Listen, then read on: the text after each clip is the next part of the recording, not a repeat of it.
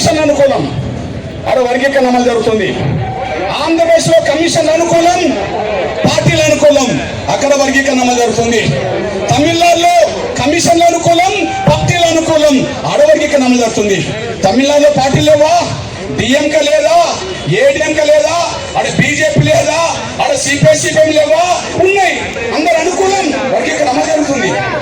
తెలంగాణలో అన్ని పార్టీలు లేవా, ఉన్నాయి, అక్కడ అమలు జరుగుతుంది. ఆంధ్రప్రదేశ్ లో అన్ని పార్టీలు లేవా, అక్కడ అమలు జరుగుతుంది. మరి ఇక్కడ ఎందుకు అమలు జరుగుతలేవు? ఇక్కడ ఏమన్నా కమిషన్ వ్యతిరేకమా? ఇక్కడ ఏమన్నా కమిషన్ వ్యతిరేకమా? కాదే. ఈరోజు రాజకీయ పార్టీలు వ్యతిరేకమా? కాదే. రాజకీయ పార్టీలు మనకు అనుకూలమే, కమిషన్లు మనకు అనుకూలమే. కమిషన్లు మనకు అనుకూలమైన సాక్ష్యం ఏంటిది? మనందరూ తెలుసు, justice Sadasivan commission report. Justice Sadasivan commission report మనకు అనుకూలమా వ్యతిరేకం అంటే ఎస్సీ వర్గీకరణకు అనుకూలంగానే సదాశివన్ కమిషన్ రిపోర్ట్ ఇచ్చేసింది. సదాశివన్ కమిషన్ రిపోర్ట్ ఇచ్చేసింది. అనుకూలంగా కమిషన్ రిపోర్ట్ ఉన్నా వర్గీకరణ ఇక్కడ అమలు జరగలేదు. దాని తర్వాత మనందరూ తెలుసు మధుస్వామి కమిటీ. మధుస్వామి కమిటీ మనకు అనుకూలమా వ్యతిరేకమా? అనుకూలంగా రిపోర్ట్ ఇచ్చింది. అయినా వర్గీకరణ అమలు జరగలేదు. పోనీ ఇది సుప్రీంకోర్టు కంటే ముందు వచ్చింది అనుకుందాం.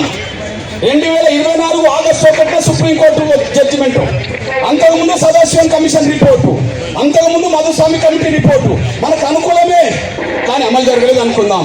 కానీ సుప్రీంకోర్టు జడ్జిమెంట్ వచ్చింది ఎప్పుడు? 2024 ఆగస్టు 1.